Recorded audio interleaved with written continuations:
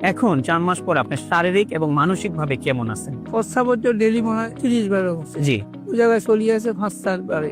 আলহামদুলিল্লাহ। খাবার রুটি থাকতো না, আমি 100 গ্রাম ছেড়ে ভাত খেতে পারতাম না, ওটাও আমার আল্লাহর আল্লাহর মধ্যে রুচিটাও আজকে রুচি খেতে আছে। পারতেছেন। জি, তো সব দিকে আমি 2 মাস বাড়ি থেকে কোনো দিকে বাড়তে পারিনি। 2 মাস পরে আল্লাহর মতো আমি চেম্বারে বসে রুগীও দেখতেছি এবং মাঝে বিতে লাইন ধরিয়ে ওষুধ রাখছি, রুগীও চাইয়ে ওষুধ খাইয়ে মানে আপনি রোগীও দেখতেছেন, আল্লাহর মধ্যে আমাদের ওষুধগুলো খাচ্ছেন। ওষুধ খাইয়ে। যাক, আলহামদুলিল্লাহ, আল্লাহ কবুল করুক। আসসালামু আলাইকুম ওয়া রাহমাতুল্লাহি ওয়া বারাকাতুহু। আমি doctor Mohammad Aslam, DHMH BHB Dhaka, DHMH on course Dhaka বিশ্ববিদ্যালয়। বর্তমানে বিশ্বনন্দিত ক্যান্সার চিকিৎসক অধ্যক্ষ ডক্টর এসএন সারোয়ার স্যারের চেম্বার গণস্বাস্থ্য হোমিওতে ক্যান্সার চিকিৎসক হিসেবে নিয়োজিত আছি। আল্লাহর রহমতে আজকে আমি আপনাদেরকে পরিচয় করিয়ে দিতে যাচ্ছি আমাদের একজন পেশেন্ট, যিনি আলহামদুলিল্লাহ আল্লাহর রহমতে গল ব্লাডার সিএ থেকে উনি আলহামদুলিল্লাহ আল্লাহ ওনাকে মাফ করেছেন। ওনার সাথে আমরা সরাসরি পরিচয় হতে যাচ্ছি এবং ওনার মুখ থেকে আমরা শুনবো ওনার বিস্তারিত চিকিৎসা ব্যবস্থা, ওনার সবকিছু।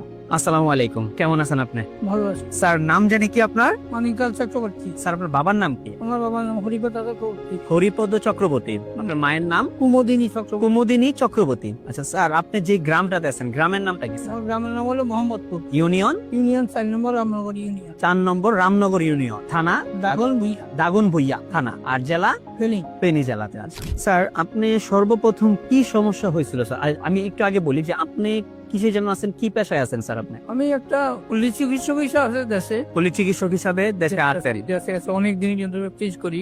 জি, 1976 এর থেকে আমি প্র্যাকটিস। প্র্যাকটিস করতেছেন। হ্যাঁ। আচ্ছা আচ্ছা। তো আমার হঠাৎ করে সকালবেলায় আমার বুকে ব্যথা ছিল, পরে আসতে পারে হুম পেটে যাওয়ার পরে আমি ওষুধ ইনজেকশন যাই দিছি হয়নি, হুম লগে লগে বাড়ি আমি সিটি স্ক্যান করাচ্ছি, আলট্রা করাচ্ছি, এগুলা করার পরে দেখা যাচ্ছে যে কিছু কয় না। যখন ঢাকাতে আসলাম পরে ডাক্তার দেখালেও ক্যান্সার, ওরা বলছে যে ক্যান্সার। তখন বলছি যে অপারেশন করতে হবে। তখন আমি বললাম যে কি অপারেশন করবেন, এখানে তো 3টা লেয়ার, আপনি যে অপারেশন করবেন আমাকে, আমার পেটের সামনে হলো পাতলা, 2 নম্বর হলো আমার ডায়াবেটিস, সব গুণে আছে। এখন আমরা কতটুকু শিওর আমি যে ভালো বলে সেটা বলতে পারবো না। আচ্ছা আচ্ছা। বলে না আমি তো গরু না, অপারেশন করে কাটিয়ে রাখি না, বই থাকবো। কিছুদিন গেলে ধরবো হসা দিলে কইবেন থেরাপি দিও। অনেক সময় থেরাপি দিতে দিতে থেরাপি টানা লাগু রুগী মরে যায়। হ্যাঁ হ্যাঁ। ঠিক আছে। জি। এবং দাঁত হয়ে যায়, সুর হয়ে যায়, আমি অপারেশন করবো না। তখন আর ছেড়ে বললাম চলো বাড়ি চলো। বাড়িতে যাওয়ার পরে একটা লোকের কাছে উনি আমার বাবা হতে এই ডাক্তার সাহেবের ইয়ে পাইছে।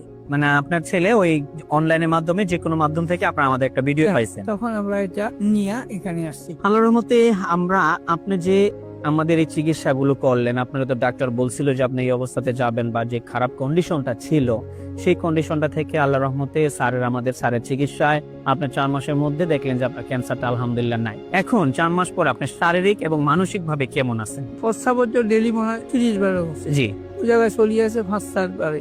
আলহামদুলিল্লাহ। খাবার রুটি থাকতো না, আমি 100 গ্রাম ছেড়ে ভাত খেতে পারতাম না, ওটাও আমার আল্লাহর মধ্যে রুচিটাও আজকে রুচি খেতে আছে। পারতেছেন। জি, তো সব দিকে আমি 2 মাস বাড়ি থেকে কোনো দিকে বাড়তে পারিনি। 2 মাস পরে আল্লাহর মতো আমি চেম্বারে বসে রুগীও দেখতেছি এবং মাঝে বিতে লাইন ধরিয়ে ওষুধ রাখছি, রুগীও চাইয়ে ওষুধ খাইয়ে। মানে আপনি রোগীও দেখতেছেন, আল্লাহর মধ্যে আমাদের ওষুধগুলো খাচ্ছেন। ওষুধ খাইয়ে। যাক, আলহামদুলিল্লাহ, আল্লাহ কবুল করুক। আলহামদুলিল্লাহ, আমরা ওনার জন্য সর্বোচ্চ দীর্ঘায়ু কামনা করি। আল্লাহ তাআলা ওনাকে যেমন আজকে মাফ করছেন, ওনাকে যাতে মৃত্যুর আগ পর্যন্ত আল্লাহ অন্তত সমস্ত প্রকার রোগ থেকে, অন্তত ক্যান্সার থেকে যাতে মুক্ত রাখেন, আমরা সেই আশায় আছি।